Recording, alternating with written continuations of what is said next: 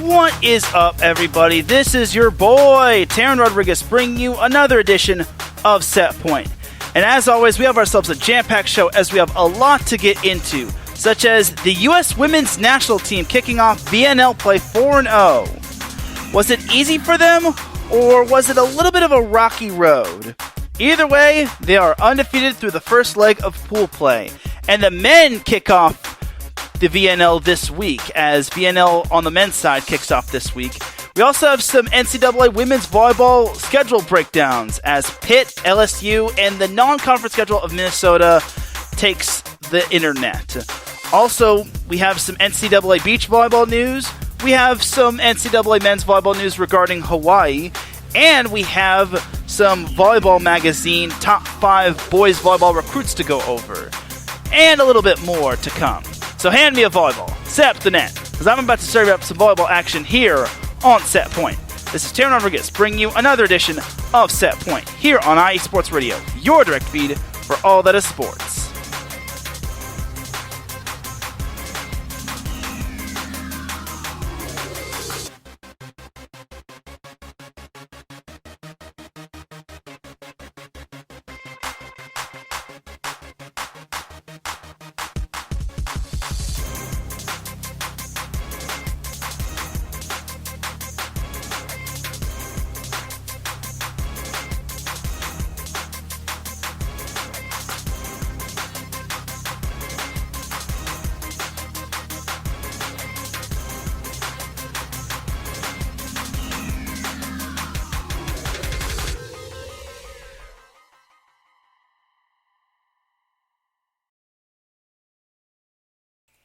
And welcome one, welcome all to another edition of Set Point.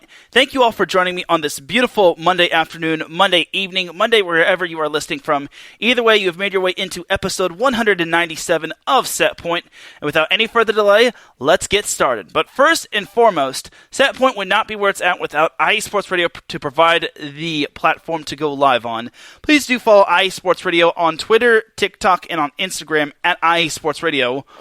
We also have a Facebook page for those that still use Facebook. All you just gotta do is type in the word IE, then sports, then radio in the search bar, and then you'll see our icon, like us and follow us on Facebook, and then boom, that's how you're able to do so in terms of following us. We also have a website, www.iesportsradio.com, and when you go there, you will see a Patreon link at the top, and if you choose to do so, donations will start out at $5 a month if you want to donate. This will get you a shout from all of our shows, including this one, and higher tiers include IE Sports Radio merchandise, access to IESRU, the podcasting university of IE Sports Radio, and even a chance to be featured on a segment of our flagship show, The Defining Moment with Larry B. Because for the past 9 years and counting, IE Sports Radio has been bringing amazing content, ranging from interviewing legendary athletes, coaches, and other authorized media personnel, to building tailor-made shows dedicated to all major sports cities around the country. All the while, we've been continuing to be by the fans and for the fans, and with your help, we are ready to take the next biggest step. Thank you to everyone for all of your support and for making IE Sports Radio your direct feed for all that sports. Shout out to our Patreon supporters, Bay Area Raised Apparel, Key to the Gate, Marcus Losgreat, and a donor that wishes to remain anonymous. And with all that said and done, let us begin, as we have an AVP tournament to preview as well. But first, let's jump on into the VNL, as I actually forgot to preview this last week. Oops. Oh, how could I have forgotten the VNL, as that's basically the pinnacle of volleyball in terms of the summer. So, yeah, I'm sorry. But now is a good time to talk about this as ever. So the women's started things off in terms of the VNL. So as for the U.S. Women's National Team, well, they had an interesting start to the VNL. They had quite a different team, as it wasn't really a bad team, but they actually had a whole lot of newcomers. So let's actually go over what their roster looks like. It's, like I said, it's a mixture of experience and a little bit of inexperience, but it's still pretty darn good. So you've got Kara Bejima, the former Washington star, then Michelle Barsh-Hackley, who is a veteran, who is a returner. Breon Butler, I think she's also a newcomer. Then Lauren Carlini, who kind of is a returner. Then Megan Courtney, who has had experience with the U.S. women's national team. Then Danielle Catino, who has familiarity of the women's national team. Annie Drews was on that Olympic team. Ashley Evans, newcomer. Allie Fronte, I want to say she's a newcomer. Madeline Gates, newcomer. Jenna Gray, newcomer to an extent. Micah Hancock, definitely not a newcomer. She was on that Olympic team that wound up winning gold back in the Summer Olympics of 2021/2020. Anna Hall, middle blocker, newcomer. Morgan Hentz, libero, newcomer. Roni Jones-Perry. Now, I want to say she is not a newcomer. I want to say she has had experience on the team, but she just hasn't been able to take the court, which now she's getting the chance to. Kalia Lanier, who is definitely a newcomer. She was a former USC star. Jordan Larson, she is back with the U.S. women's national team, which is huge. Brooke Nunaviller is a newcomer. Chiaka Ogbogu, newcomer. Asia O'Neal, who still has college eligibility. She's a newcomer. Catherine Plummer, she's definitely not a newcomer, but she hasn't really seen the court too much. But it's good that she is on this team. So she's not a newcomer, but she will be hopefully looking to get some playing time. Jordan Poulter, returning player. Nia Reed, I want to say she is also a newcomer. Can't really ultimately determine that. I haven't really seen her take the court a whole lot. Dana Retke, she's gotten to see some playing time, but she's kind of in the middle of newcomer/returning player.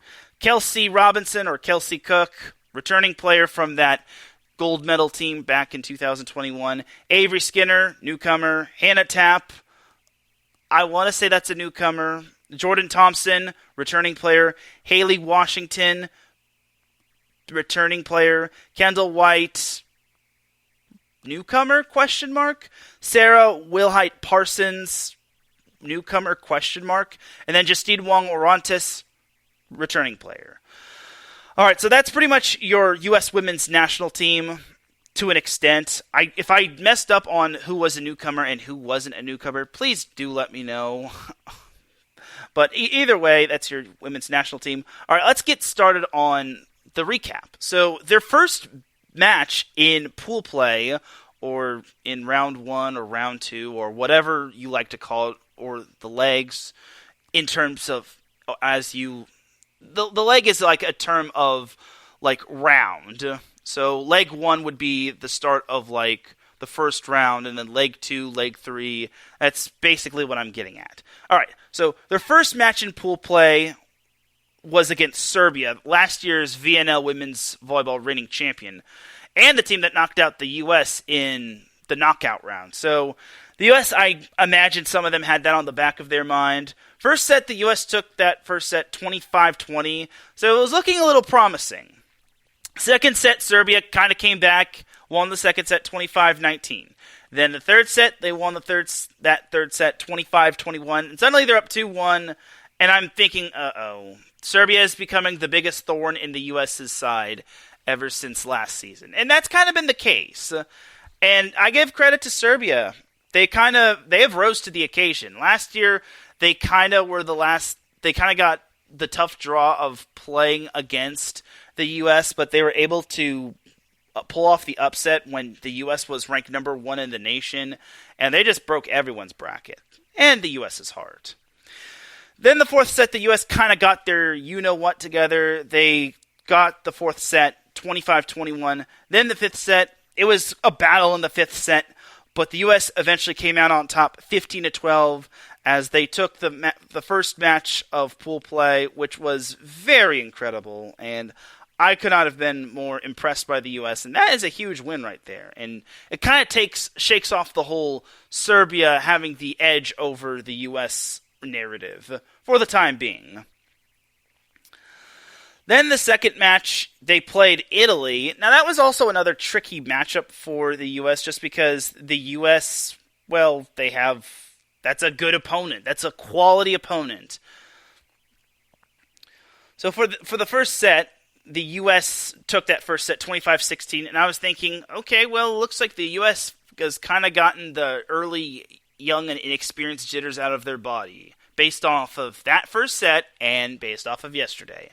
Little did I know you have to win 3 sets in order to win a match, as Italy took the second set in dominating fashion, 25-14.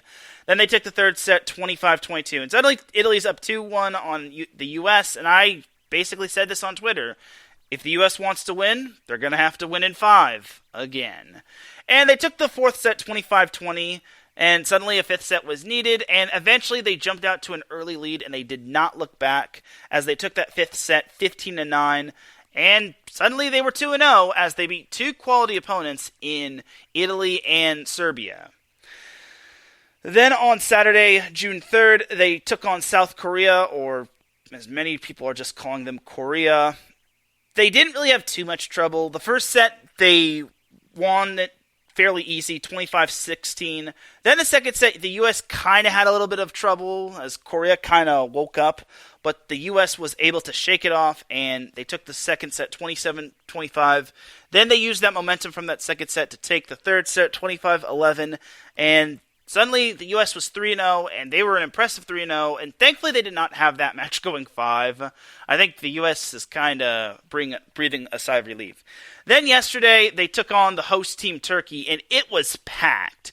If you saw Emily Eamon's tweet that I quote tweeted, it was basically 11,000 plus Turkey fans in the facility that were basically hyped for the match. So the first set, the U.S. kind of, I wouldn't say sucked the momentum out of the building, but they took the first set 25-22. They kind of quieted down the crowd.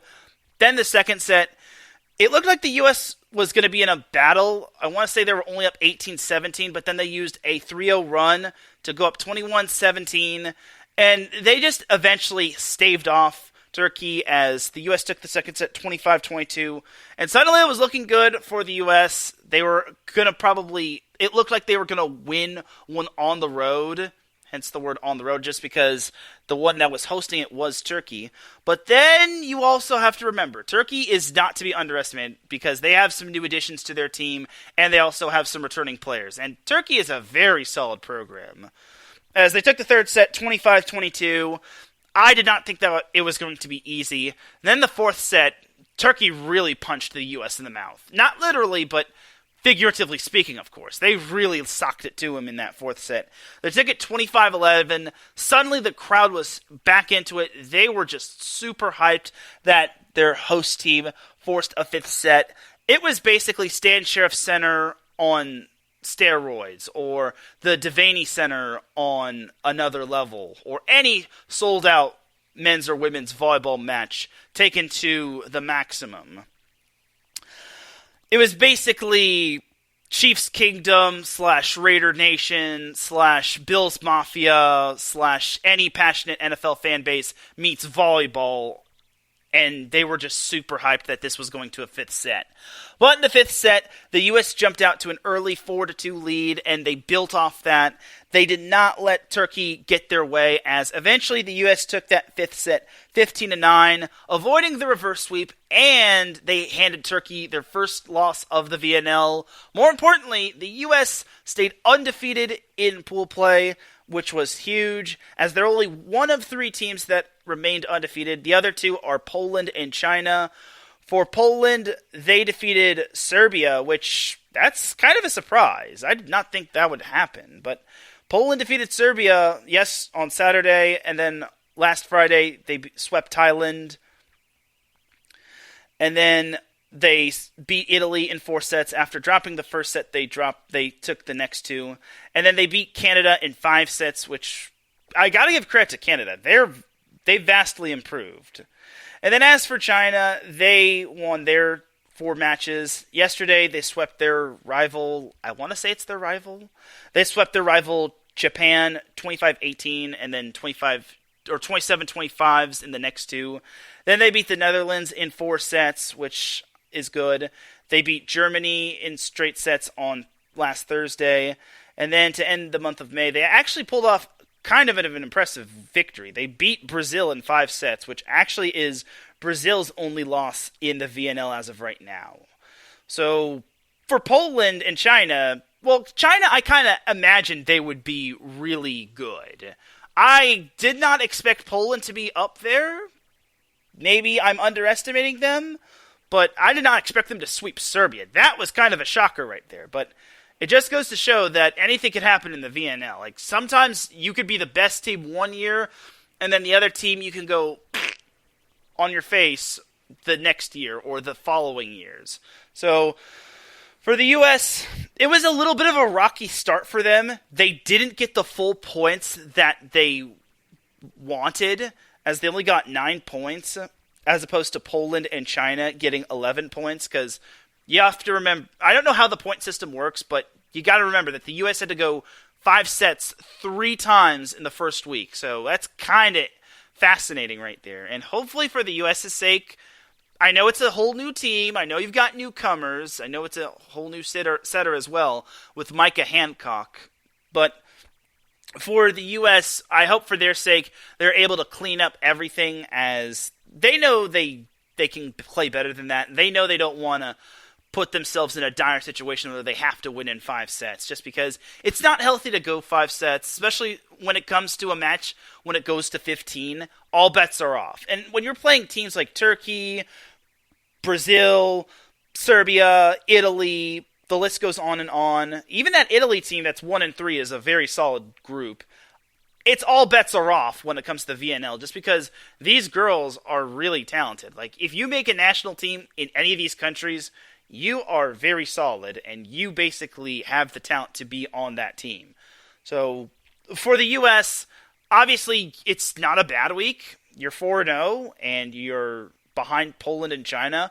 But obviously there's still things to clean up on, and the players and coaches know it. So we'll see what happens with the U.S. going forward, as they will have this week off to basically rest and prepare for round 2 of the VNL pool play, as that will start on Tuesday, June 13th, which I imagine that's going to be in America days. But I digress in that regard. But for the U.S., they are back on Tuesday, which they will be able to, which for their sake, for those that are possibly rooting for the U.S., or for those that aren't rooting for the U.S., I understand, but I understand for your home country. But for the U.S., for their sake, they are back in action against Croatia on Tuesday at 1:30 p.m. Pacific time. Then they have the day off, and then they'll play Thailand on June 15th. Then they've got Japan on June 17th, and then they've got Brazil on June 18th, which, man, that's going to be quite something. And the way you could watch is on Volleyball TV. Volleyball World TV, sorry. You can watch on Volleyball World TV. Unfortunately, I'm just so busy this summer where I'm working part-time in retail, and then I'm also working with the NVA. So unfortunately, I just don't have enough time to purchase a deal where I could watch them to the fullest extent.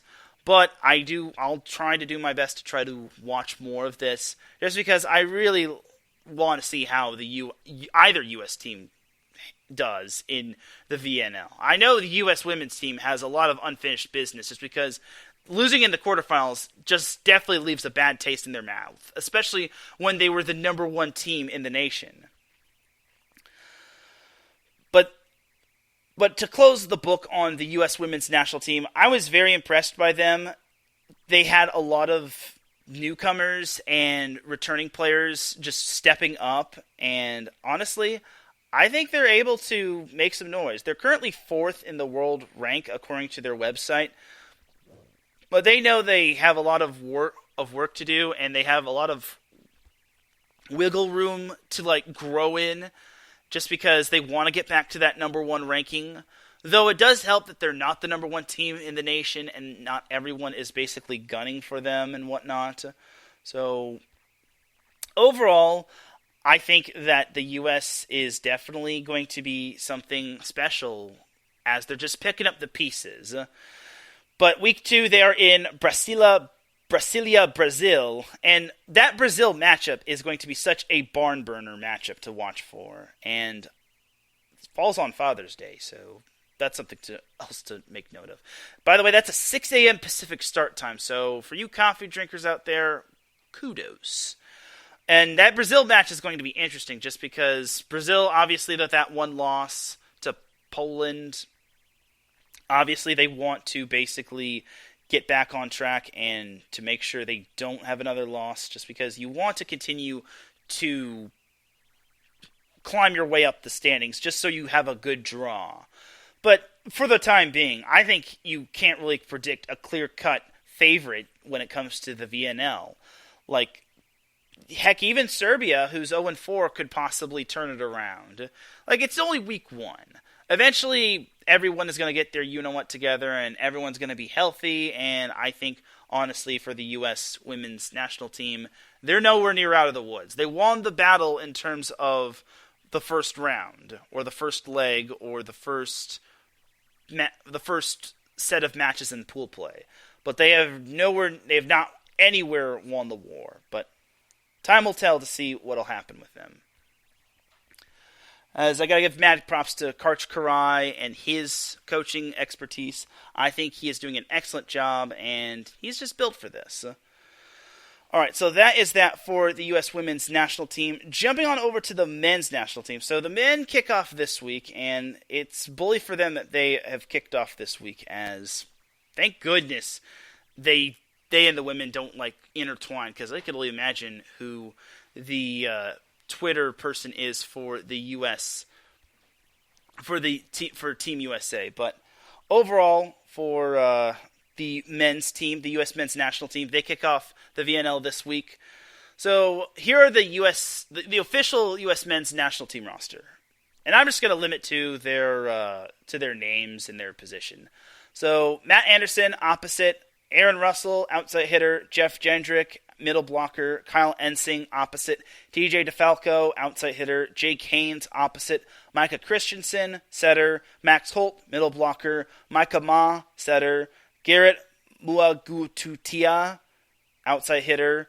Then Taylor Averill, middle blocker. David Smith, middle blocker. Eric Shoji, libero. And Cody Kessel, libero. And your head coach is the one, the only, John Speraw, who, he needs no introduction. The national champion of men's volleyball with UCLA. So there's that. So the first week of VNL kicks off in Ottawa, Canada, as the U.S. kicks off their pool play on June 7th, which is Wednesday. They will be playing Netherlands at 1:30 p.m. Pacific time. Then June 8th, they will be playing Italy, same time, but it'll be the day after they play Netherlands. Then on June 10th, after a day off, they will be playing Canada, the host team, at 5 p.m. Pacific time. That's going to be a quite interesting match. And then June 11th, they saved the best for last when it came to this pool play matchup. At 11:30 a.m. Pacific time, they will play Brazil, which is always a battle when it comes to the U.S. and Brazil. Whether it's in beach volleyball, whether it's in indoor women's volleyball, whether it's in men's volleyball indoors, it's always a battle when you play Brazil. So I'm excited to see what the U.S. men's national team can handle and can bring to the table. Last year, they finished second in the VNL. They almost pulled off a reverse sweep in the final, but they just fell short, as they look to finish some unfinished business. And honestly, for the U.S. men's national team, I think they're back on... I wouldn't say they're back, but I think they've kind of got their mojo and swagger back. So for the U.S. men's national team, I can't wait to see what they could do. I also hopefully get to see their matchup on July 5th against Cuba in Anaheim. They'll be playing at the Anaheim Convention Center. I'm not going to hold my breath to maybe getting a media pass, because that week that the U.S. plays in Anaheim, that's going to be in week 3 of the VNL. Unfortunately for them, go figure, they actually play the same week the NBA has their final week of the regular season. So it's unfortunate that I might not be able to attend those matches. They have 4 matches in Anaheim, California, which they're playing at the Anaheim Convention Center. They play July 5th, 7th, 8th, and 9th, all at 6:30 p.m. Pacific time. And they play Cuba, Argentina, France, and Bulgaria. I really wish I wasn't all that wrapped up in everything. But, hey, what can you do? So, but that's not until week 3. Week 2, they're in the Netherlands. And then week 1, like I mentioned, they are in Ottawa, Canada. So we'll see what happens with them. But for right now, nothing has really ultimately started just yet. But I can't wait to see what the VNL men's tournament has in store for us. I think it's going to be quite the barn burner. And while we're on the topic of USA Volleyball, I do want to give a quick shout out to the U.S. men's U21 national team as they swept their first round opponent. As I want to say that was not Guatemala. Guatemala is their next opponent, but Nicaragua. They swept their first round opponent, Nicaragua, 25-15, 25-14, and 25-8. Sadly, there was no live stream, but they did have live stats. And let's just say the U.S. I want to say they got to play everybody. As they're head coached by Andy Reid, and they're also assisted by Taylor Hammond. Andy Reid is the assistant coach for Long Beach State men's volleyball, while Taylor Hammond is the assistant coach for UC San Diego's men's volleyball team. But that's just a quick little update right there. They will be continuing their Pan American Cup pool play as the weeks go by, as I want to say their next match is on Wednesday, and then they close out pool play on Thursday. Like I said, they play Guatemala. They play Guatemala tomorrow, and then they close out pool play against Cuba. And then depending on where they're at, depends on where they'll be in terms of the quarterfinals, if not the semifinals. And then if the chips align within their liking, they could be playing in the finals. So we'll see what happens with the US U21 men's national team. It's sure to be a fun time for them. But that's going to basically do it for the VNL and international volleyball. Just wanted to get that out of the way. Let's jump on into some AVP action, as there is going to be an AVP tournament this weekend. And we are going to be heading down to the DMV for the Virginia Beach Open. And sure to be a fun time. I'm already missing the AVP. Can it come back to California near where I live? No. It's not going to come back where I live until probably sometime in November. But it is what it is. Anyway, so the AVP is back in action starting... Well, the qualifiers are on June 8th, which is a Thursday. June 8th, Thursday, which is the qualifiers, and then June 9th is basically the main draw gameplay, where if you win, then you basically advance to the second round, but if you lose, then you basically have to go through the contenders bracket, or the single elimination bracket.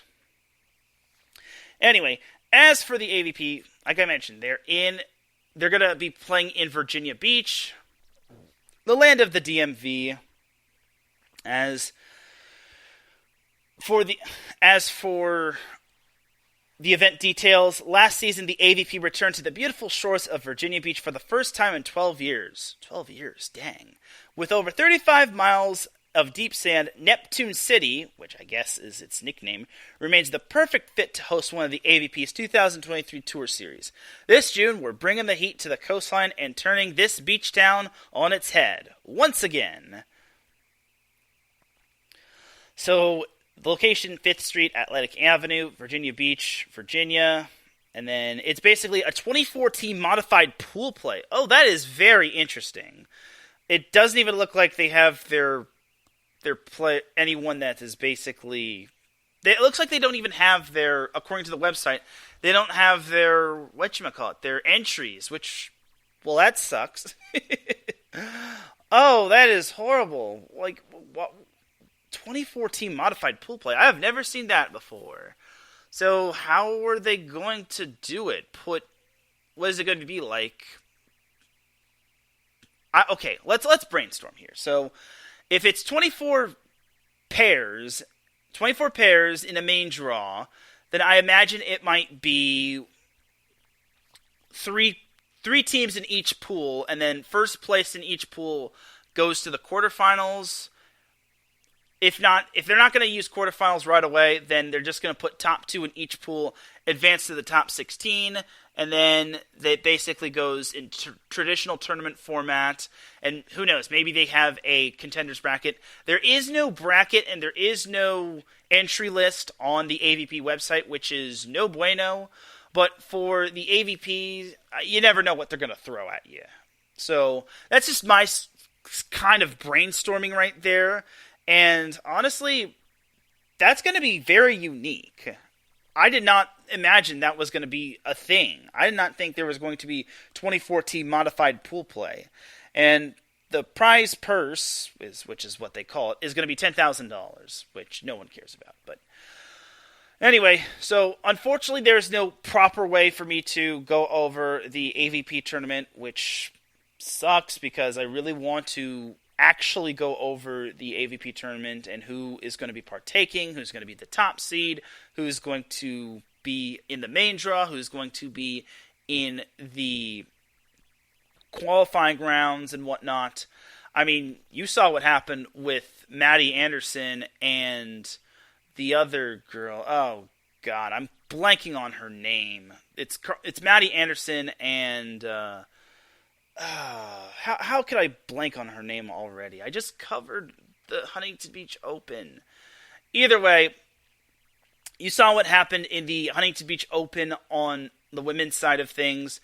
Basically, there was one pair that made it into the qualifying round on Thursday, made it all the way to Sunday, and got 5th in the tournament, which was incredible. And I was very impressed. So you never know what can happen when it comes to the AVP, and I'm excited for what is to happen. And we got a lot of volleyball. We've got the VNL happening. We've got the AVP happening. Whoever said there was no such thing as an off-season when it came to the sport of volleyball? You've got plenty of volleyball happening. And then you've also got the NVA happening, which unfortunately is going to have to wait for another week or so just because, well, you've got whatchamacallit. You've got a couple more weeks until the athletes are back in action.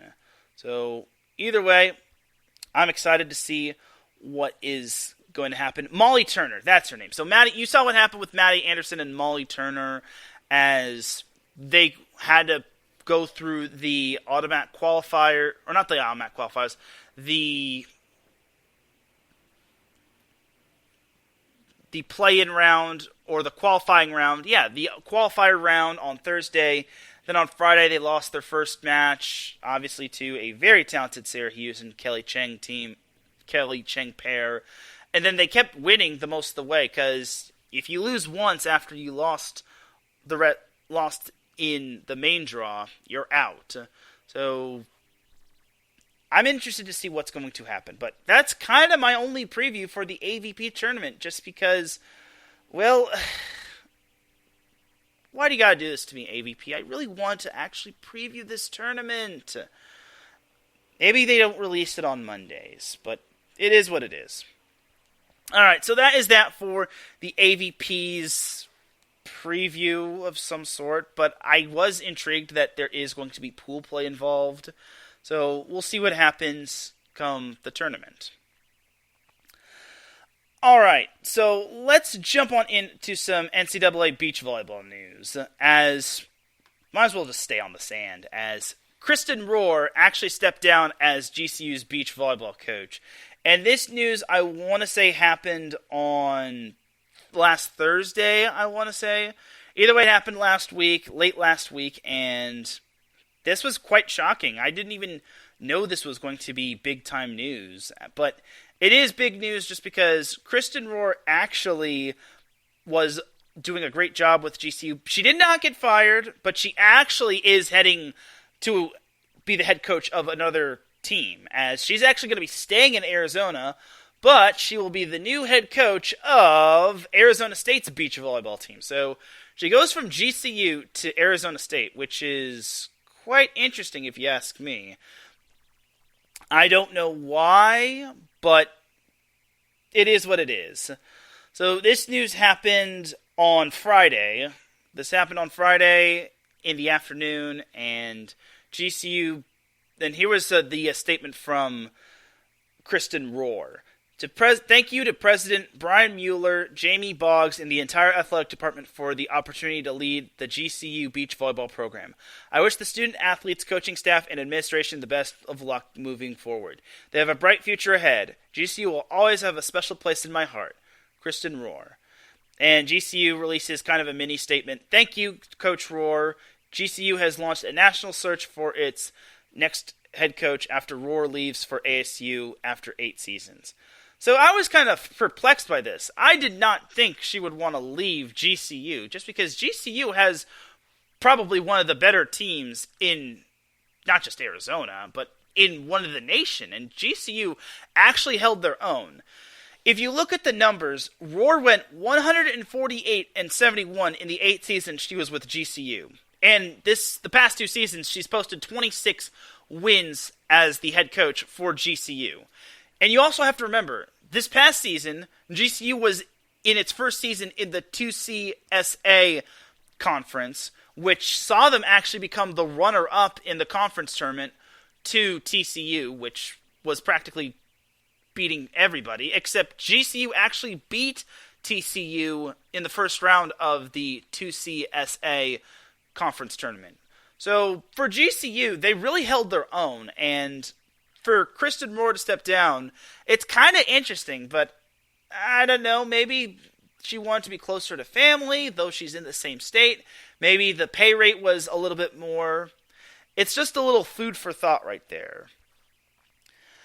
But either way, that is kind of your beach volleyball, the start of your beach volleyball coaching news right there. But for Arizona State, I'm just going to say this. They get a good one in Kristen Rhor. If she's able to have that record with GCU, and I want to say she only had 1 losing record, and that wasn't even in the COVID year. That was actually in the early stages of GCU, or GCU and whatnot. But if she's only able to have 1 losing record with GCU, and she's able to turn that team into like a top 10 program, who knows what could happen with Arizona State.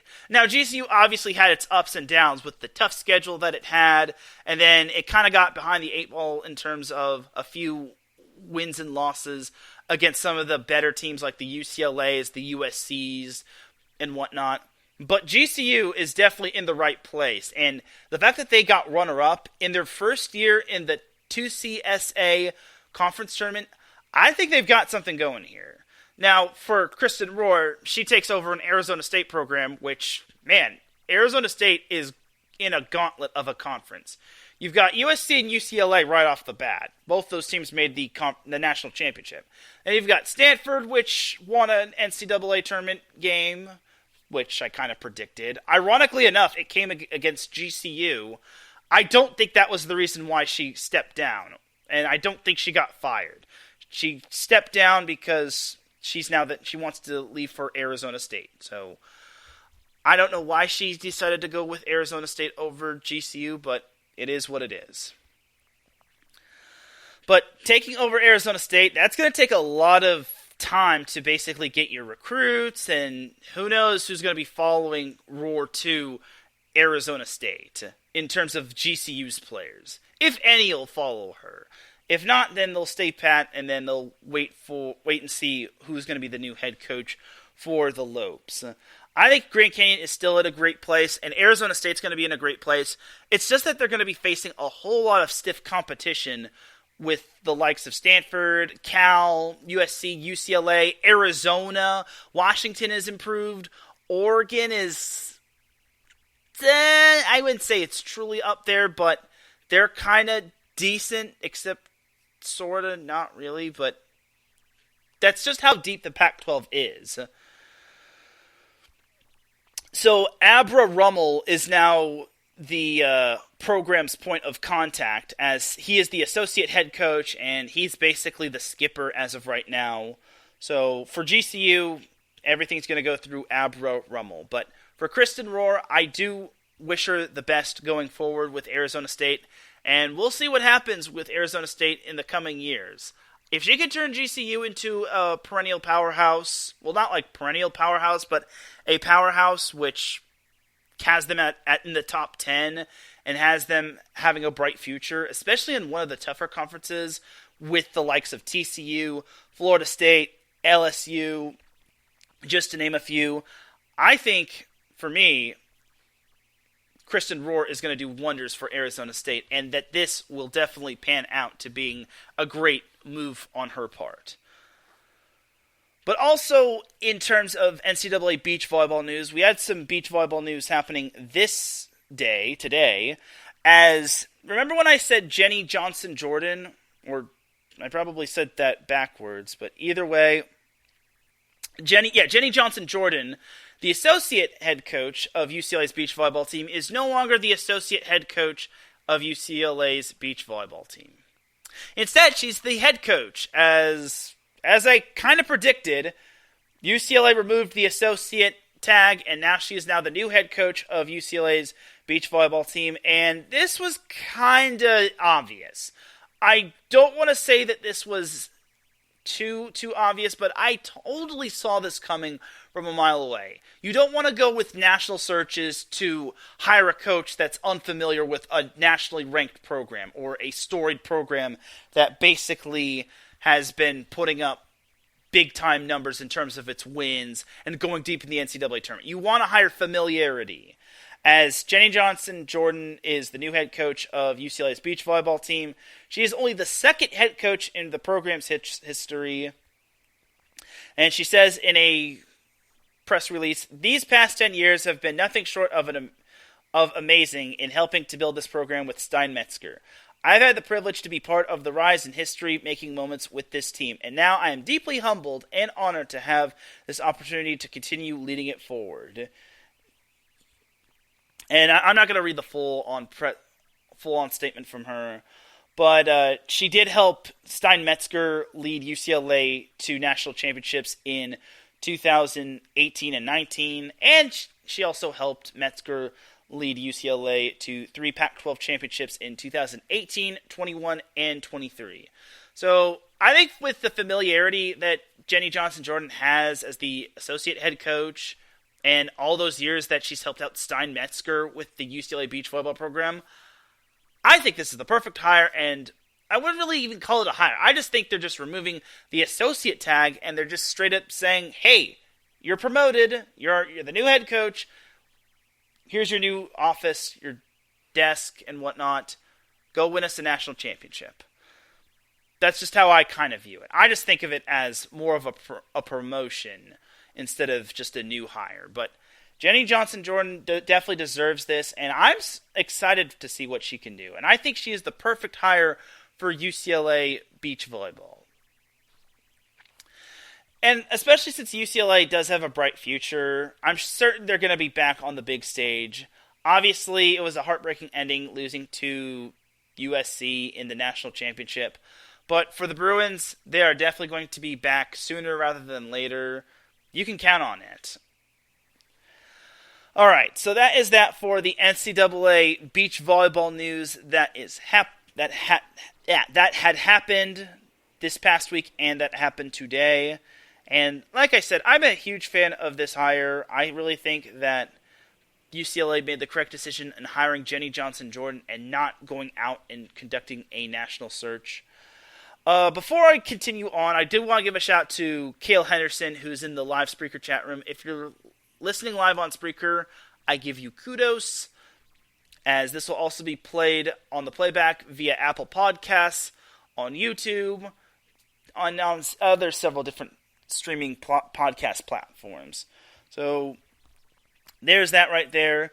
So now I want to jump on into some NCAA men's volleyball news, as today I actually found out that Hawaii's men's volleyball team was going to be signed some new players. One of the new players that they signed actually comes from another team. It's actually a transfer. He's going to be a grad transfer, or he is a grad transfer, and this player just happens to be Kevin Kauling of Lewis's men's volleyball team. Now, he's a 6'8" setter. That's all right off the bat. This is already incredible for Hawaii. They have their new setter. Because remember, Jakob Telle graduated. But with Kevin Kauling taking over at the setter position, this is big time right there. They already add height to their team, and they already have height that's returning, to my knowledge. So for Kevin Kauling, he was, like I mentioned, he was the starting setter for Lewis's team in all 4 years that he was there, including the COVID year. And to bring that sort of pedigree to Hawaii's team, I have a good feeling that he could be the starting setter for next season.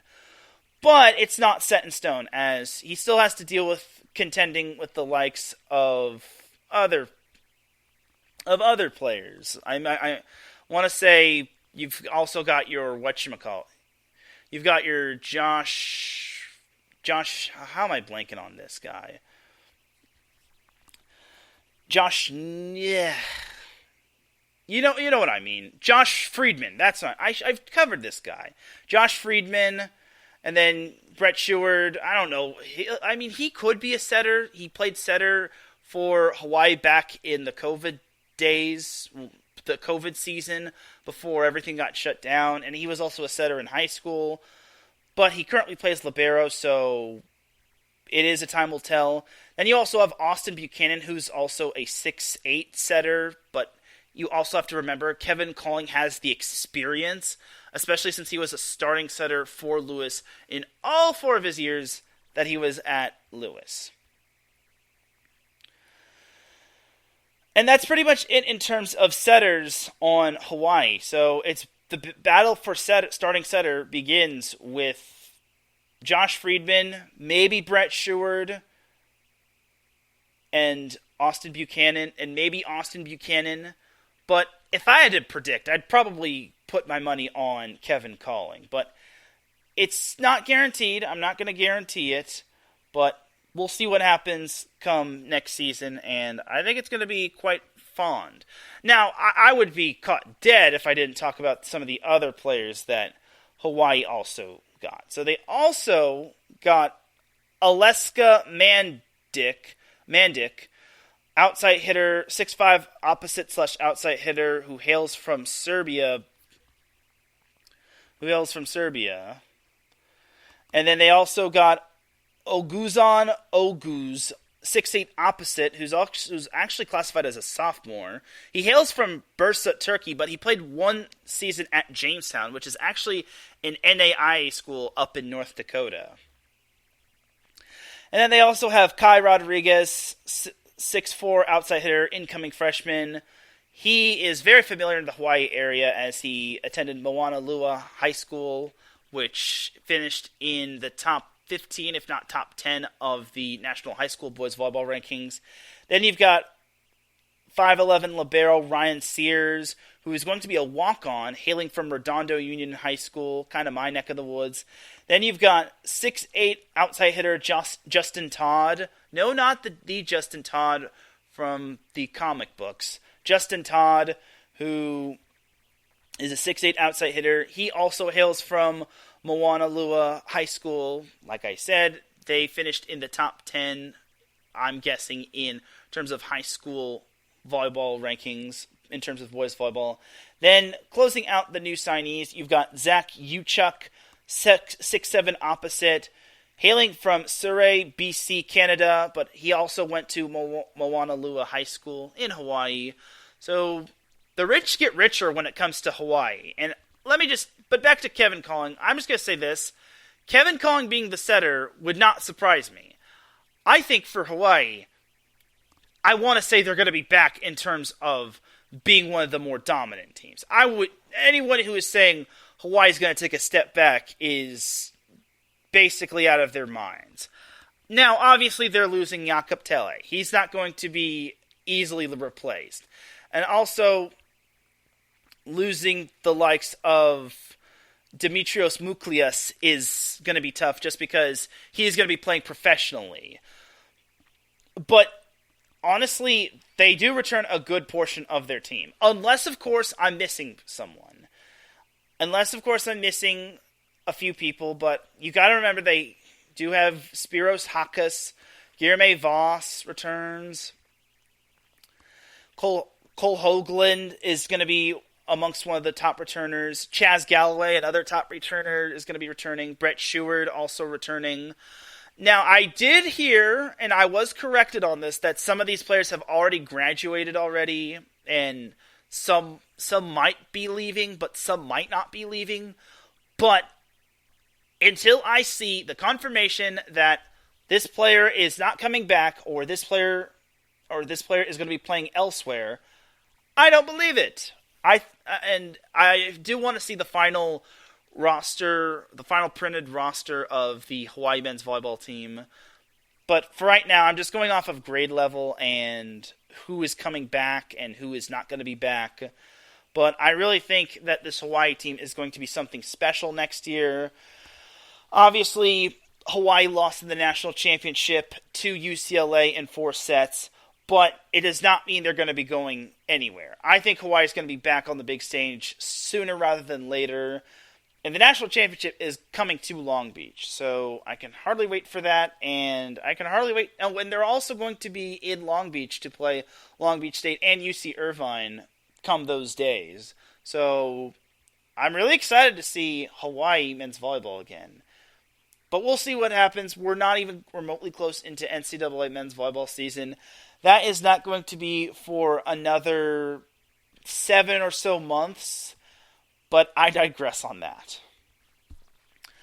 Oh, all right, that is going to do it for the NCAA men's volleyball portion of the show. That's kind of pretty much it in terms of the NCAA portion of the show altogether. But I will take myself a quick little commercial break. When we come back, we've got some NCAA women's volleyball to break down, NCAA women's volleyball schedules to break down.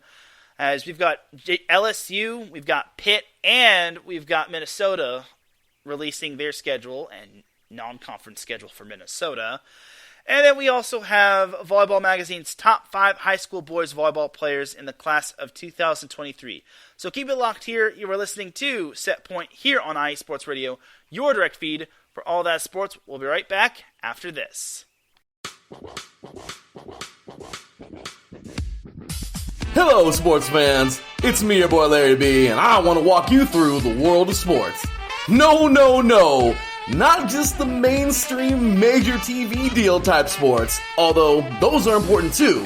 But let me be your guide for your journey of all sports, from college to the pros, the minors, and everything in between. Each week, we are talking sports galore with true diehards just like you from a hardcore fan's perspective that's sure to quench your thirst around leagues you may know all too well and some you may even discover here. That's right, sports fans. If you love sports of all kinds, enjoy hearing amazing sports stories, and respect all sports because you know how difficult any of them can be to play or compete in, then this is your show. Join me, your boy Larry B, on the defining moment each week here on IE Sports Radio, your direct feed for all that is sports, and let the sports come to you.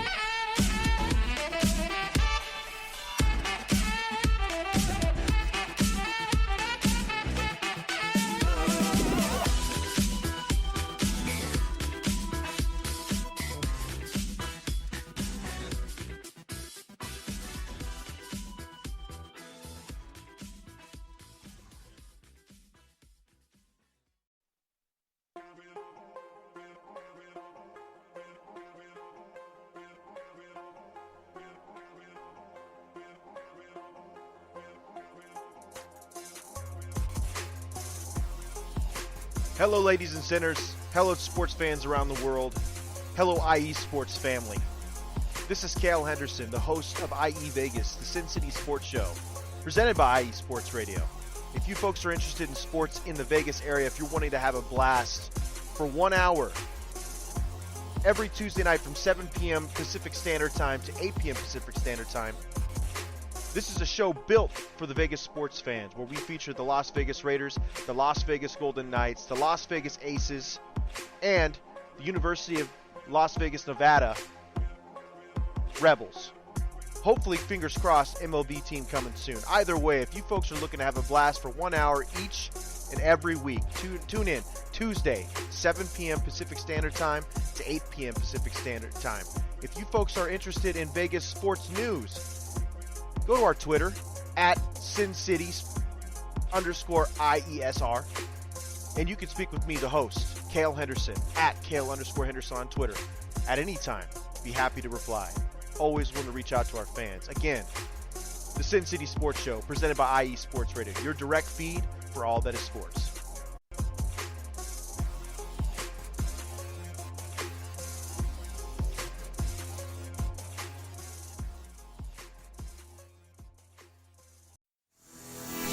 Sports fans, do you like teams that are tough, cities that are tougher, and fan bases that are passionate about their teams?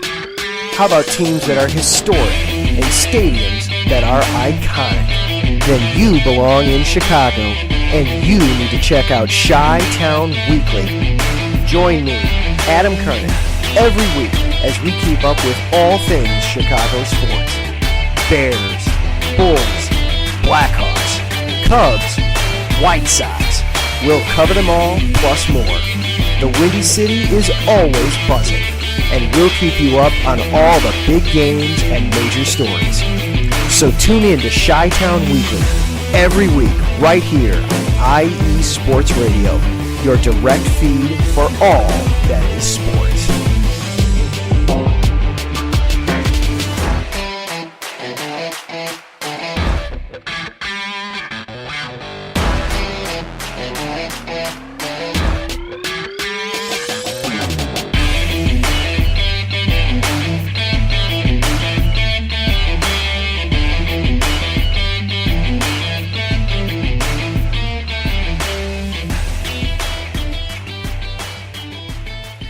Welcome back to Set Point here on IE Sports Radio, your direct feed for all that sports. Definitely check out all of our amazing shows, such as Chi-Town Weekly with Adam Karnick, which goes on 1 hour primarily every week, except Adam will not be on next week, as I will have Monday to myself.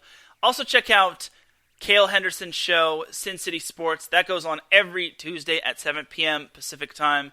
Cale Henderson was nice enough to pop in the chat room. He said, "Have a great show, man. Appreciate you." Also, check out The Defining Moment, IE Sports Radio's flagship show with Larry B. That the era of that show is back, and I can confirm that.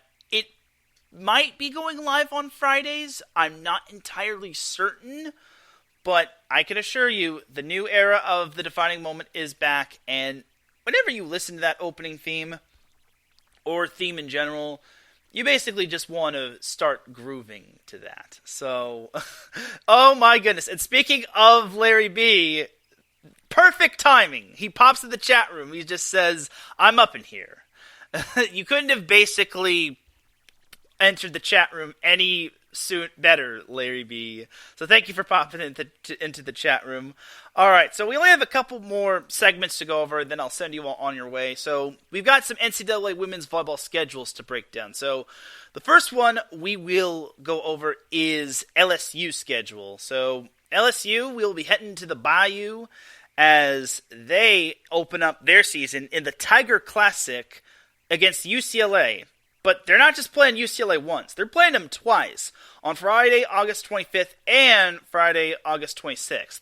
So, man, that's already right off the bat matchup right there for LSU. And they're taking on a UCLA team that just narrowly missed the NCAA tournament.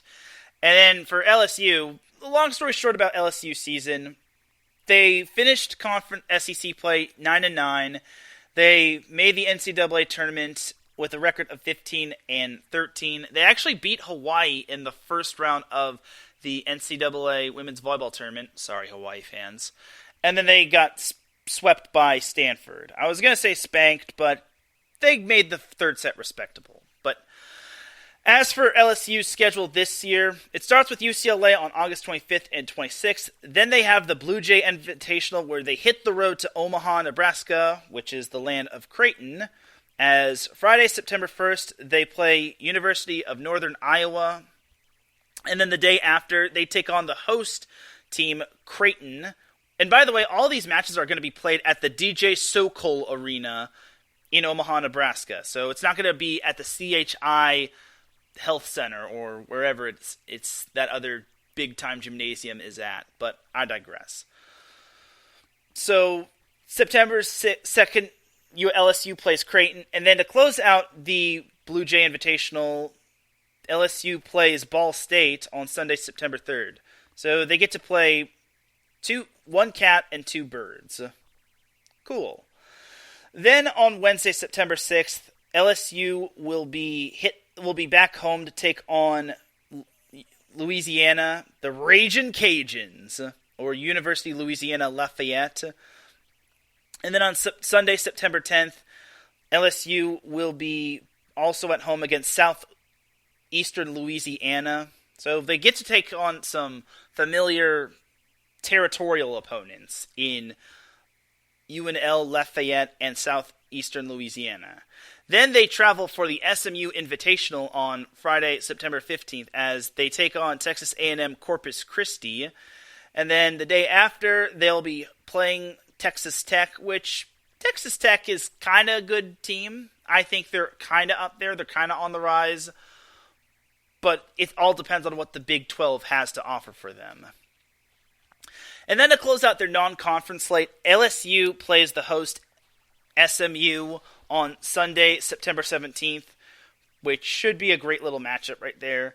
And then kicking off SEC play, LSU has to hit the road to Lexington to take on Kentucky. It's going to be played at Memorial Coliseum, which is where all of Kentucky's matches are going to be played at this year, because their big gymnasium is getting a renovation and whatnot, or something along those lines, but I digress. So Kentucky is playing at Memorial Coliseum against LSU, and then the week after, LSU will be returning home to Baton Rouge to take on Missouri in the Battle of the Tigers. And then on Sunday, October 1st, LSU will host Mississippi State. Then on Wednesday, October 4th, LSU will host Arkansas, which should be a great matchup. Arkansas is a vastly underrated team. They just unfortunately got a tough draw last year against Oregon. And then Sunday, October 8th, LSU will be hitting the road to Knoxville to take on Tennessee in the Thompson-Boiling Arena. Then Friday, October 13th, LSU will be hosting Texas A&M. And then 2 days after that, LSU will be hitting the road to Athens to take on Georgia. And then on 1 week after that, LSU will be hitting the road to Tuscaloosa to take on Alabama. Then on Friday, October 27th, LSU will be hosting Kentucky, which they get to play Kentucky twice. That's big right there. It's because Kentucky is so good.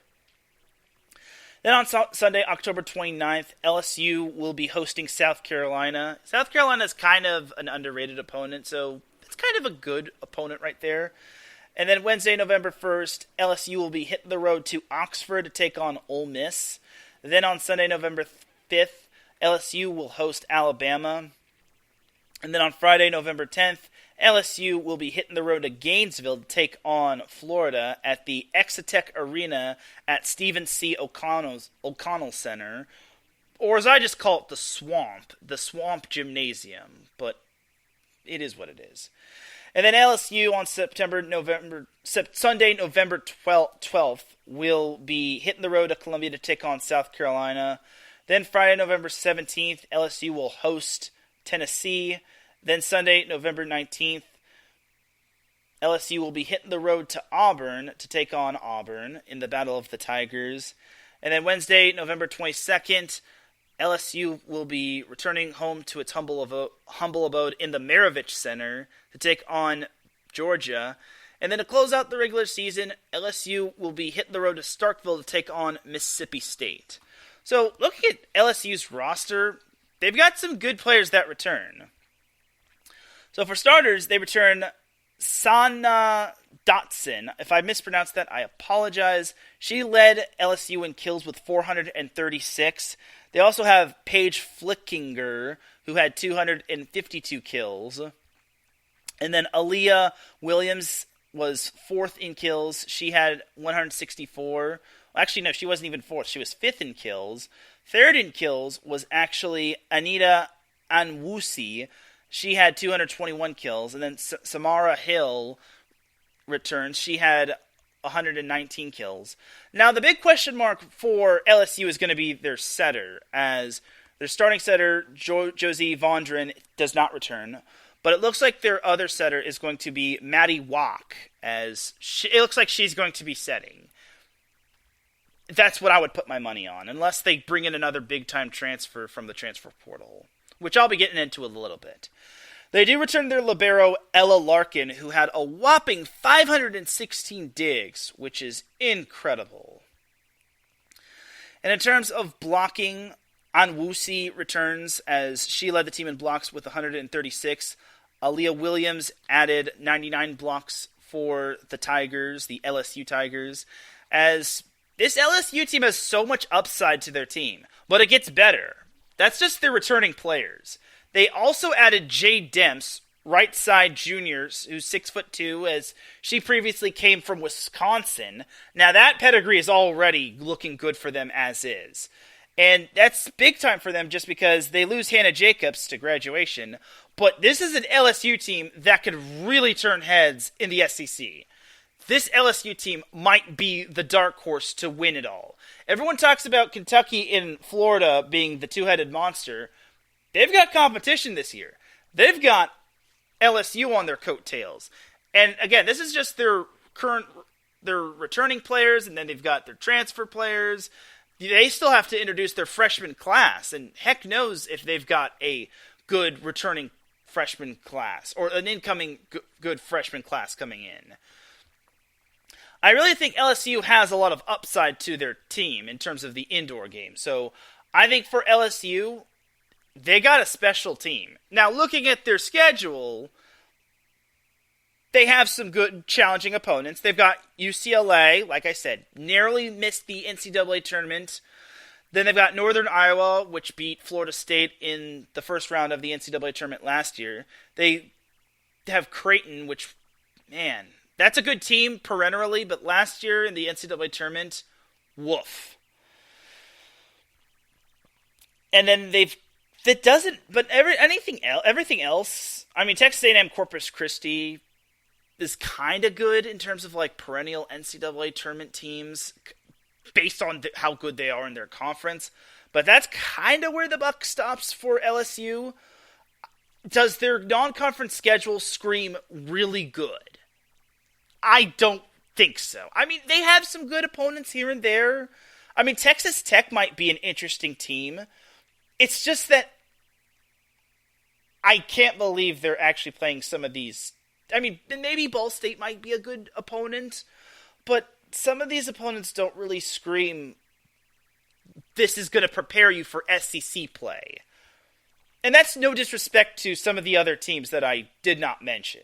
I mean, if LSU couldn't schedule some of the other teams that they really want to schedule, then c'est la vie.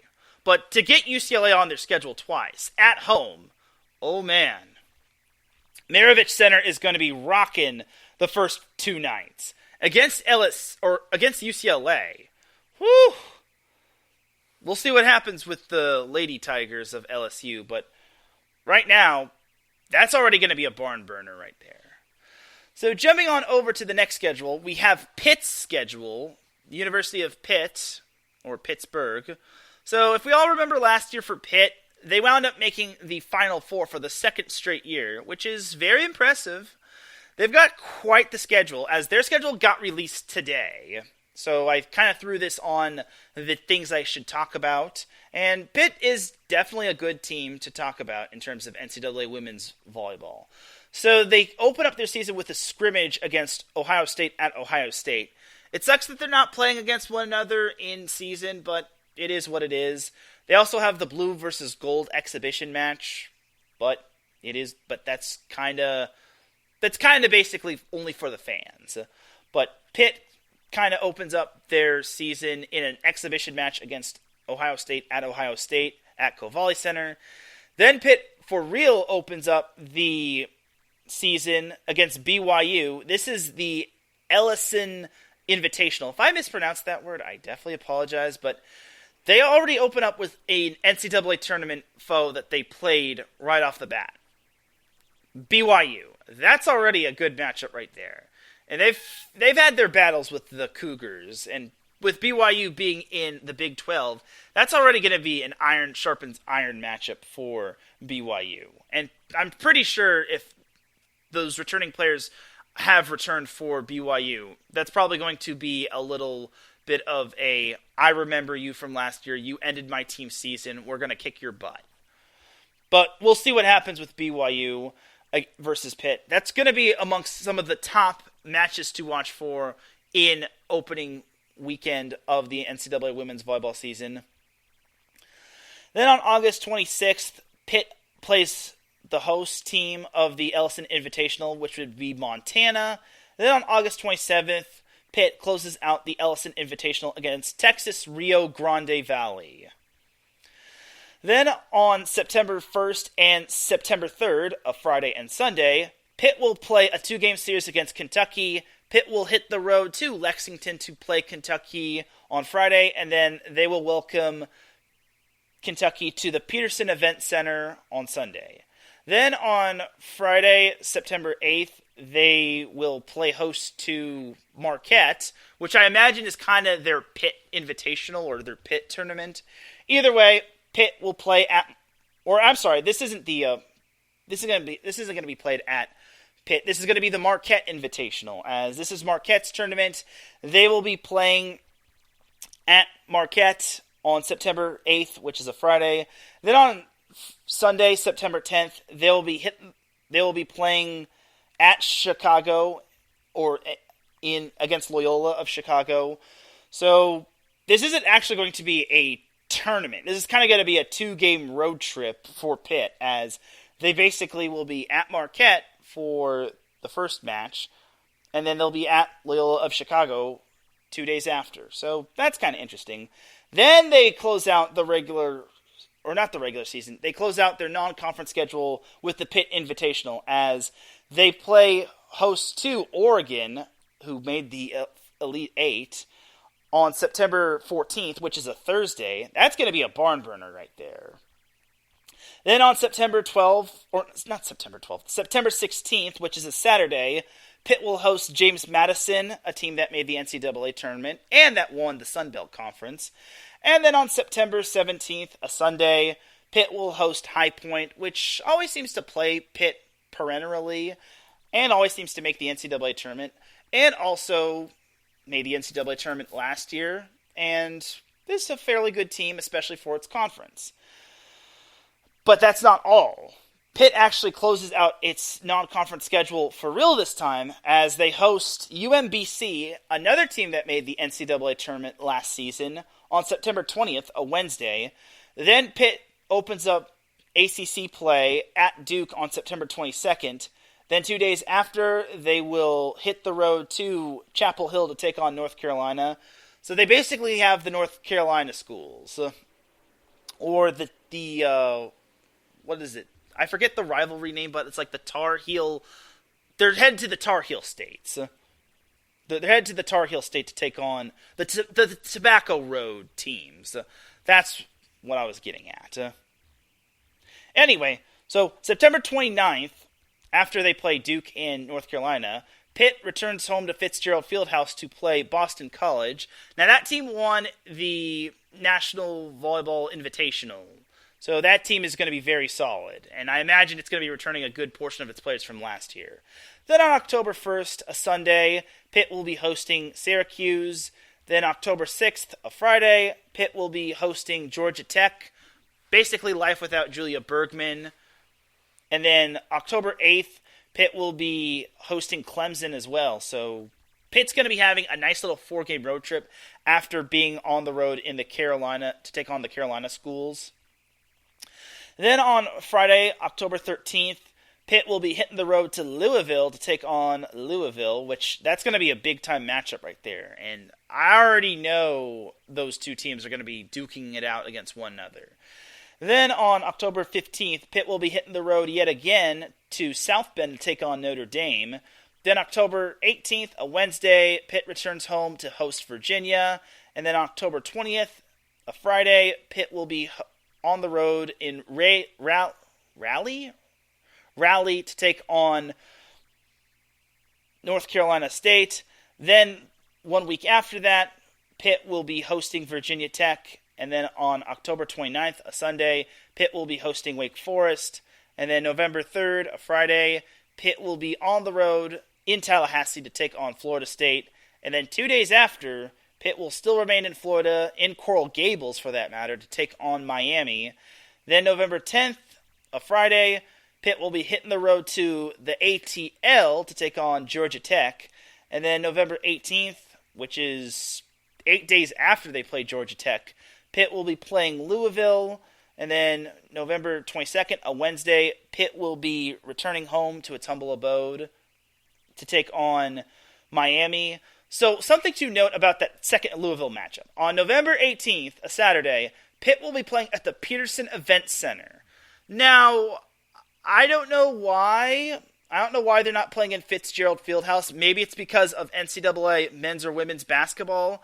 But I kind of find that a little saddening for Pitt. They don't get to play in Fitzgerald Fieldhouse. I understand they have to prepare for the Terraflex. They have to get the Terraflex off the court for like the men's basketball team and whatnot, and that takes a while. But still, it's like Pitt Louisville deserves, for goodness sake, Pitt Louisville deserves the Fitzgerald Fieldhouse. They don't deserve the Peterson Event Center. So I don't know what the schedule is thinking, but unfortunately basketball is king, and sadly volleyball has to take the back seat, which makes me sad. Why can't they just play at Heinz Field? Anyway, so November 22nd, Wednesday, Pitt plays Miami at Fitzgerald Fieldhouse. Then to close out the regular season, Pitt hits the road to Syracuse in New York to take on Syracuse, which that's a nice little breather way to end the regular season because Miami is fairly decent. Louisville, it should be definitely up there. Georgia Tech is going to be a question mark post-Julia Bergman era. Florida State, I don't know how they're going to be considering they lost so much to graduation. Boston College is going to be up there. Duke should be up there in terms of talent. North Carolina, obviously, under new management is going to be a question mark, but I think they could be good as well. So for Pitt, here's my thing for Pitt. They did lose quite a bit to graduation. They lost Serena Gray. They lost Courtney Bazzario. They lost Cam Ennis and Ashley Broski. Their other setter, and their dig leader. But that does not mean Pitt is going to roll over like that. Pitt has a lot of returning players that are going to make an impact. Starting out with Valeria Vasquez Gomez. She had 359 kills last year, which I think is very solid. I say that loosely just because she was behind Courtney Bazzario, who had 461 kills.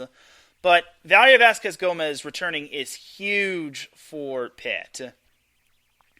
And also, Juliana Dalton returned. She had 234 kills. Now, you have to remember that she did miss playing time because of an injury. So, unfortunately, she did miss some playing time. But if she stays healthy, she's going to be great for Pitt on the right side. Then you also have got Chiamaka Nwokolo. She returns at the middle blocker position. She had 166 kills, which was good for fourth on the team, if my math serves me correctly. I'm sorry, fifth on the team. So, and then they also have Rachel Fairbanks returning at setter. She had 880 assists. She also put down 144 kills, and she had 290 digs.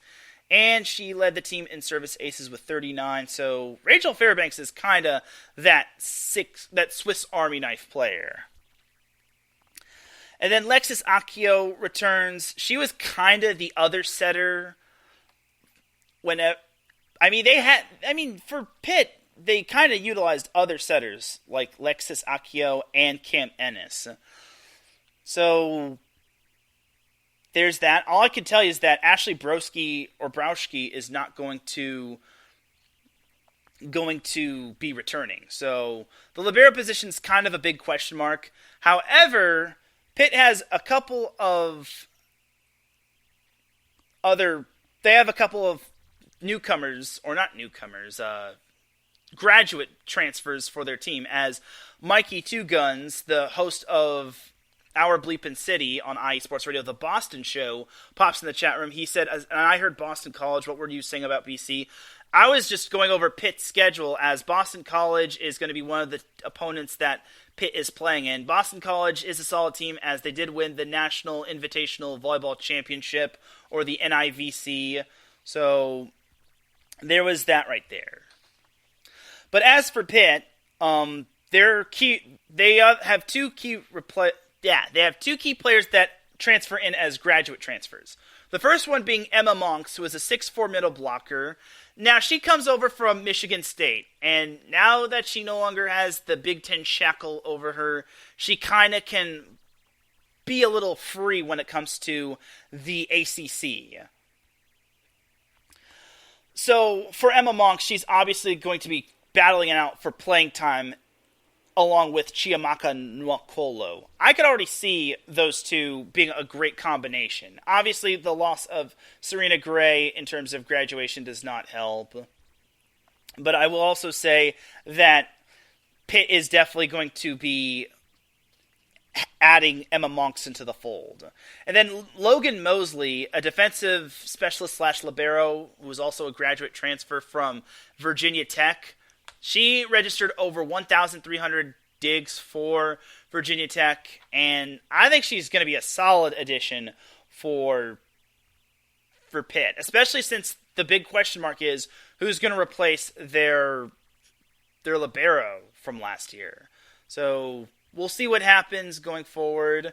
Obviously, Rachel Fairbanks cannot play libero and setter, especially since she's actually getting kills, but time will tell. Now, there were some other key freshmen that I decided to highlight that's going to be coming in and making an impact, as Tori Stafford, Olivia Babcock, Blair Bayless are three players hailing from my neck of the woods, except not really. They hail from California. They performed well for their teams in Marymount, and, well, for Tori Stafford, Marymount, but for Olivia Babcock and Blair Bayless, Sierra Canyon. Babcock and Bayless could be the next Courtney Bazzario. I mean, Babcock could be the next Bazzario because she plays right side. Bayless could be on the up and coming, could be the next big outside hitter with a little bit of development. But we shall see what happens going forward, because obviously she could be the next Kayla Lund. Stafford or Bayless could be the next Kayla Lund. That's kind of a stretch to say just because Kayla Lund had an illustrious career with Pitt, but it's definitely doable. And then as for another possible setter, you have Haiti Tutua. If I mispronounced that, I definitely apologize. She is a setter, and she hails from Hawaii. And she will be looking to try to add her name into the fold of the 6-2 offense of Pitt. But I think Pitt will be fine.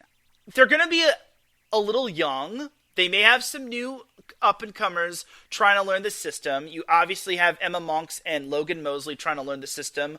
But this is a team that could really get it going. Obviously, you return Rachel Fairbanks, who is phenomenal. Juliana Dalton, if she stays healthy, she could be something special. Chiamaka Nwokolo, she could be special in the middle.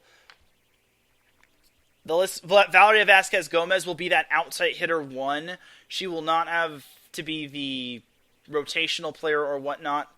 So the list goes on and on with Pitt. I think Pitt can definitely do some damage, but time will tell.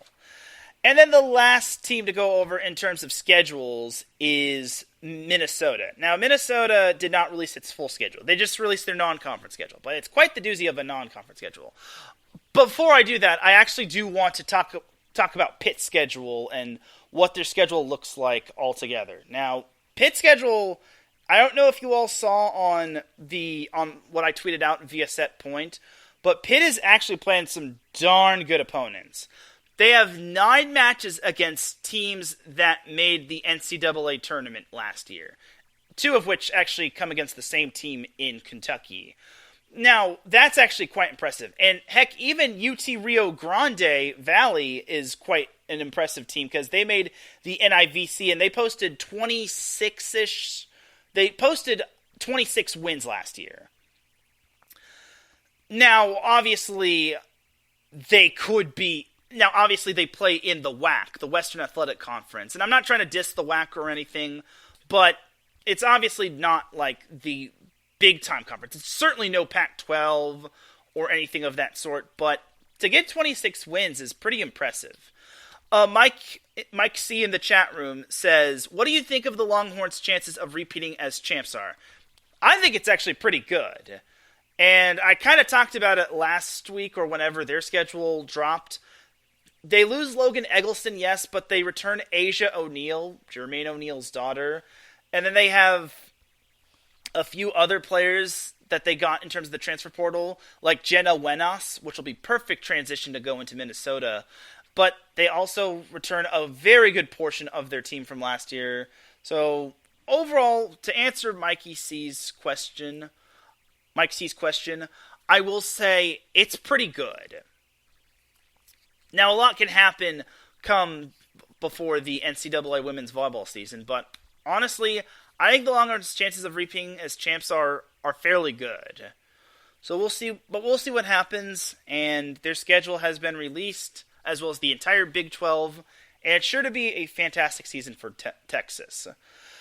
But jumping over to Minnesota, so Minnesota, they did not release their full schedule. This is only their non-conference schedule. So their non-conference schedule, well, they start the season off with a scrimmage against Northern Iowa, which they play in Maturi Pavilion. And then opening up the season, they've got the Big 10, Big 12 challenge. So the battle of the big double-digit teams. As TCU is the first team that will be playing Minnesota, as the two will be playing in the Maturi Pavilion. And then the next team, and that will be on Friday, August 25th. And then the day after, Minnesota will be playing Baylor, which will be on August 26th. Then, as Mike C puts in the chat room, or as Mike C put in the chat room regarding Texas, Minnesota actually hosts Texas on Tuesday, August 29th, which, man, that's going to be quite the interesting challenge for Minnesota. I think it's going to be quite the barn burner. And then Minnesota will hit the road to Gainesville to play Florida on September 3rd, a Sunday. Then Minnesota has the Big Ten Pac-12 Challenge. Unfortunately, they will not be playing UCLA or USC. But Minnesota will be hitting the road to Palo Alto for this Big Ten Pac-12 Challenge as they play Oregon on September 8th. And then the day after, they'll be playing the host team, Stanford. Then the Diet Coke Challenge. Minnesota will be hosting High Point University on September 14th, a Thursday. And then on Saturday, September 16th, they will be playing host to Creighton, which is the end of their non-conference schedule. So their conference schedule has not been released, nothing on the Big Ten, so I can't really project to see who they're playing in terms of the Big Ten. But in terms of the Diet Coke Classic, it's just going to be Creighton and High Point, which that is quite interesting if you ask me. That's pretty much it. No other... I forget if there was 3 teams last year. Oh yeah, it was Washington State, Pepperdine, and Minnesota. And that was actually the first year in, I want to say like 12 seasons, or maybe longer, that Minnesota did not win the Diet Coke Classic. That was when Pepperdine still had Rachel Aarons, and she was just wheeling and dealing for Pepperdine, and Pepperdine was just on one. Mike C pops in the chat room. He says, what are the power conferences for women's volleyball? Well, for starters, it is the Big Ten. Big Ten is kind of the juggernaut, and it's kind of the powerhouse. Now, that wasn't the case last year, as not one team from the Big Ten made it to the Final Four, which is quite interesting. But that's kind of your big-time powerhouse right there in terms of the powerhouse conferences. The Big 12 is kind of up there. The ACC is also up there as well. The SEC also up there. The Pac-12 is somewhat up there. Obviously, Stanford is kind of carrying that conference. But Oregon was a pleasant surprise last year, making it all the way to the Elite Eight. USC was also pretty good, though they kind of got tripped up in round 2, which I didn't really expect, but I should have expected. So, we'll see.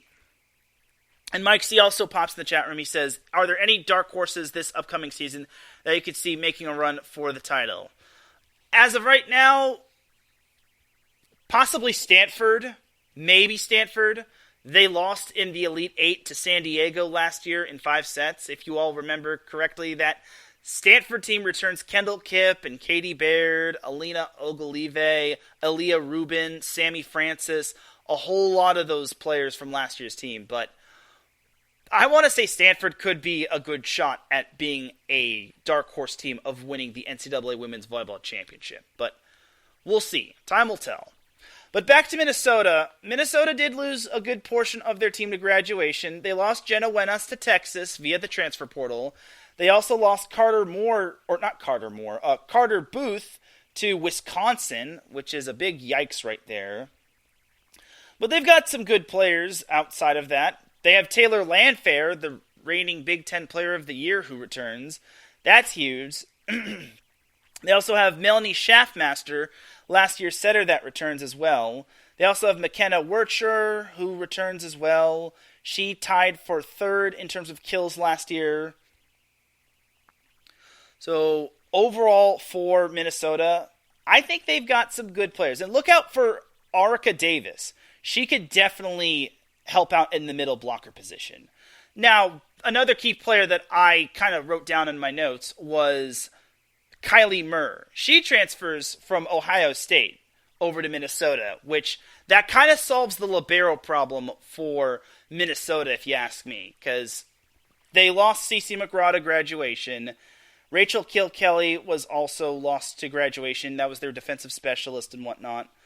So that was kind of the big question mark. Who was going to fill the role for CeCe McGraw? It certainly couldn't be Melanie Schaffmaster because she was kind of the setter.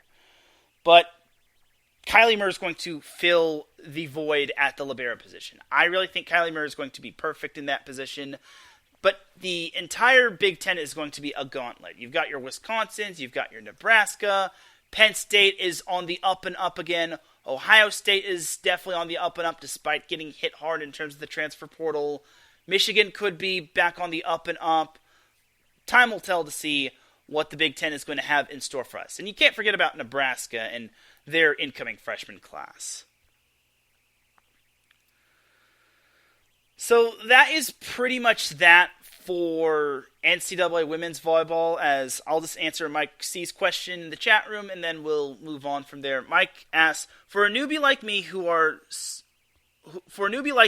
some of the most exciting players to watch? That is a very good question. Kendall Kipp is definitely a player to watch for.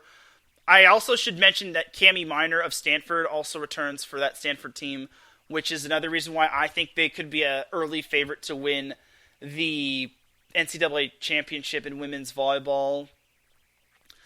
Asia O'Neal. If you know Asia O'Neal's story, it's quite amazing. She had open heart surgery and she kind of had to use one of her redshirt years, but now she is back and she is doing great things for Texas.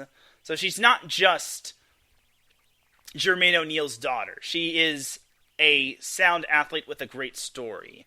You also have Maddie Skinner of Texas. She was definitely fun to watch for, and she definitely adds another piece to the puzzle for Texas's chance at a repeat. That's just a few of the players right there.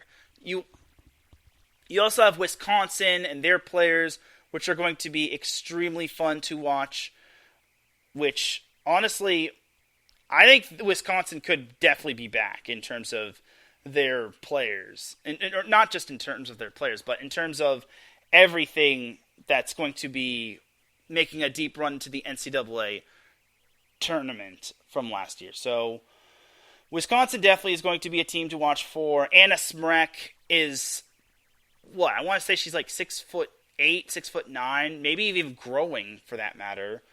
But Wisconsin's players are going to be something to watch for this upcoming season.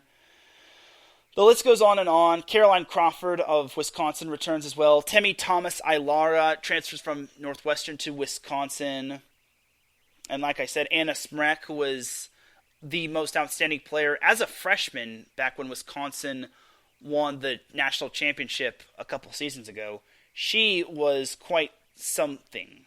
And Julia Orzel returns as well. Carter Booth adds her name to the fold in terms of the middle blocker position at Wisconsin. So, for Wisconsin, they are no shortage of talent. So, that's just scratching the surface on some of the players right there. So, I hope that kind of answered your question, Mike C. So, there's that right there. But now to close out the show, we are going to go over Volleyball Magazine's top 50 players and their top 5 players of the recruiting class. So, to shorten this up, I'm not going to go over all 50 players, but they did release on May 30th, which was last Tuesday. They released in their Fab 50 Boys Edition, High School Boys Edition, SoCal still rules, but Illinois comes strong in 2023 VolleyballMag.com Boys Volleyball Fab 50. So anyway, I'm just going to skip over the entire top 50 and jump over to the top 5, just because if I were to go down the long list and go over the schools that some of these players are going to be attending, I think I'd be extending the show probably a lot further. But starting with the top players in the class of 2023, number 5 is Cole Schobel of Mater Dei High School. He will be attending Loyola of Chicago, and he will be he'll be another key piece for the Ramblers. Now, for Schobel, he unfortunately did not get to play a whole lot this season, as he actually hurt his knee in the first match of the season, and he actually got to miss like a third or so of the season. So, unfortunately, he got to miss a big portion of the season, and that kind of hurt Mater Dei a little bit. But for the most part, he came back and he was able to guide the Monarchs to another Trinity League championship, and he was able to guide Mater Dei to the top 8 of the highest division in the CIF Southern section. So I think Cole Schobel is going to be a great addition to the Loyola Ramblers men's volleyball team, and I really think it's going to be something special. And Loyola Chicago is doing a great job of recruiting in California, because John Hawks, their head coach, has ties to California. And Mike C. asks if I cover the college beach volleyball scene too. I do. I did cover the NCAA beach volleyball scene as well. So, number 4 in terms of top players in the class of 2023 in terms of boys volleyball, Luca Curci. He will be going to UCLA, and I actually had the honor of seeing Luca Curci in action. He is definitely a player who rose in the rankings. In his freshman year, which was actually the COVID year, he actually started out as a defensive specialist or serving specialist. And then his sophomore year, unfortunately, there was a libero identification crisis. So the team that he played for, Newport Harbor, unfortunately did not know who to play at libero, whether it was Brendan Reed, who's now at Pepperdine, or Luca Curci. So then head coach Eric Valley put Luca Curci at libero. And then eventually his junior and senior year, Luca Curci got to play outside hitter, which is his primary position, and he was able to blossom and grow dramatically for the Sailors, and he's definitely going to grow and continue to do great things for UCLA, the reigning national champion UCLA. But it's all going to depend on what position he plays. He could go down the route of outside hitter, kind of like Ethan Champlin, or he could go down the route of libero, just like former Newport Harbor boys volleyball player Cole Pender. But overall, for Luca Curci, I think he's going to make a great impact for UCLA in the up-and-coming seasons. Number 3, Josh Aruya. Josh Arruya will be attending UC Santa Barbara, as Arruya comes from a school that isn't really known for boys volleyball nationally, as he came from Mission Viejo. But he was part of that US U17 team that did win gold. And I think Josh Arruya is going to make a great impact for UC Santa Barbara. He plays middle blocker, but he also plays opposite as well. You can put him on either side, and he will do great things for your team. He was able to will Mission Viejo to relevancy. He helped the Diablos win the league title, albeit it was in the Seaview League, and not to be picky on that, but it wasn't really the strongest of leagues, but it is what it is. I mean, he helped put Mission Viejo on the map entirely, especially when you're in Division 2. Now, Division 2 isn't as... Or actually, they were in Division 3. They were in Division 3 in the CIF Southern section, but still, the fact that he put Mission Viejo on the map is quite astounding. So, we'll see. But for Josh Arruya, I really think he'll do wonders for UC Santa Barbara, especially since they're getting hit hard in terms of graduation. And that's going to lead me to number 2 of the VolleyballMagazine.com's top 5 boys volleyball 2023 recruits. And that just happens to be George Bruning. Now, George Bruning plays opposite entirely. And this dude is really good. He's 6'9", now 6'10", and the dude basically can hit the... He's basically a sledgehammer. He's a jumping sledgehammer, and he's so tough to block. So for George Bruning, I also had the honor of seeing him play his last couple seasons, and a little of his sophomore year. But for George Bruning, I think he's going to be big time for UC Santa Barbara. He's also going to attend UC Santa Barbara, and getting Josh Arruya and George Bruning is huge for the Gauchos, just because they're getting hit hard in terms of graduation, in terms of some of their key players. But I really think that getting George Bruning is big time. Now, my only thing of concern for George Bruning is as long as he stays healthy, he's in good shape. He did have to miss the last part of the CIF SoCal Regional Playoffs due to a foot injury, which was saddening, because I think with him, Corona Del Mar might have a boxer's chance against Loyola. But sadly, that was not the case. And unfortunately, he did have to miss some time due to other things like other injuries and some other sicknesses. But as long as George Bruning can stay healthy, he's in good shape. But Santa Barbara had the problem of staying healthy all season long. And you got to remember that Santa Barbara was even shuffling their outside hitters to their libero, a.k.a. Dane Chalmers. So overall for UC Santa Barbara, they struck gold with Josh Arruya and George Bruning. I really think they could be something special. So long as they stay healthy, so long as they stay together, and Rick McLaughlin just continues to do his thing, I think they're going to be something special in the Big West Conference. Now for the number 1 recruit in VolleyballMagazine.com's top 50. So can we get a drum roll, please? Your number 1 recruit via VolleyballMag.com's boys volleyball top 50 is Wes Smith. So Wes Smith hails from La Costa Canyon. Now, for La Costa Canyon, they unfortunately had to deal with other good teams in the San Diego area, such as Cathedral Catholic and Torrey Pines, along with Scripps Ranch. But having Wes Smith was definitely a bright spot, as Wes Smith will be attending... Can we get another drum roll, please?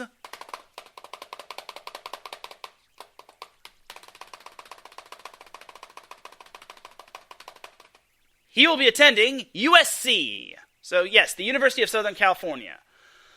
So for Wes Smith, he is going to be attending USC next year, and he definitely did a lot of great things for La Costa Canyon. Now, La Costa Canyon obviously did not have the season that Torrey Pines did, or the season that Cathedral Catholic did, or Scripps Ranch did, but he put La Costa Canyon on the map, and he is the number 1 recruit, and him going to USC is big time right there, just because last year USC got Dylan Klein. Next year, or well, after next year, they're going to get Sterling Foley from Corona Del Mar. And then they've got other players from this year's team that they return as well, such as Dylan Klein, like I mentioned, Noah Roberts, he's also good. Ryan Sprague, the setter, returns. I really think USC could be improved. So I will say this for USC men's volleyball fans, don't worry. Your time will come. Your time will come again. Last year was a rough season, but with Dylan Klein returning and a bunch of other players in the fold, I think the Trojans will be in good shape for the next few years. I guarantee it. I definitely can guarantee it. And Jeff Nygaard, I gotta give him props. He really recruits well. It's back-to-back years where he's gotten the #1 recruit from volleyballmagazine.com. Last year was Dylan Klein. This year it is now Wes Smith. So, good job to you, Jeff Nygaard. Fantastic. All right, but that is going to do it for volleyballmag.com's top 50 or top 5 players in the recruiting class of 2023 in boys volleyball. And ladies and gentlemen, that is going to do it for this week's episode of Set Point. Ladies and gentlemen, it is that time for me to, before we go, I got to let y'all know, after this episode, I will be 3 episodes away from 200 episodes. And like I've been mentioning on Twitter, y'all are definitely welcome to recommend guests to me so long as I'm able to possibly get that. But I will be on the prowl of making episode 200 super special. So there is that. Mike C wants me to keep the show going a little longer. Well, I kind of am at 1 hour and 46-ish minutes. So sadly, I kind of have to call it a show, and I kind of pretty much covered everything. I would have gone a little bit longer if the AVP had its entry list posted, but sadly that is not the case, as I will have to wait until the up and coming days to see the Virginia Beach Open, which it is what it is. And yeah, as of this point, the AVP sadly has not released its entry list and its tournament bracket, but it is what it is. It still is 24-team modified pool play. But just a reminder to y'all, we are getting closer and closer to 200 episodes of Set Point. I promise y'all it's going to be a special, special episode. That 200th episode of Set Point, barring any setbacks, will be on June 26th. I could hardly wait for it, and I really want to make episode 200 super duper special. Alright, that is going to do it for this week's episode of Set Point. It is that time to drop the beat, because I'm about to dip like a banana in chocolate. You feel me? Thank you everyone for tuning in to Set Point. I really do appreciate everyone tuning in live. If you listen live, I appreciate you. If you listen on the playback, I appreciate you. If you listen at work, I appreciate you. If you listen at any time, any place, anywhere, I appreciate you. Thank you to Mike C that popped in the chat room, Larry B, as well as Kale Henderson that popped in for a little bit. And yes, Mike C, I will definitely be on your show anytime to talk some volleyball with you. I would totally be honored to talk some volleyball, to talk some Boston College, and anything of that sort. For everyone here at IE Sports Radio, this is Teran Rodriguez signing off. Have yourself a great rest of the week. I will see what the schedule is like for SoCal. It might be on Sunday. It might be on late Saturday, like at 7 p.m. Pacific time. But we shall see. But until then, have yourself a great rest of the weekend. Set Point will be back next Monday at its regular time. Maybe it might be pushed an hour earlier, but time will tell. Thank you, and have a great rest of the week. Peace!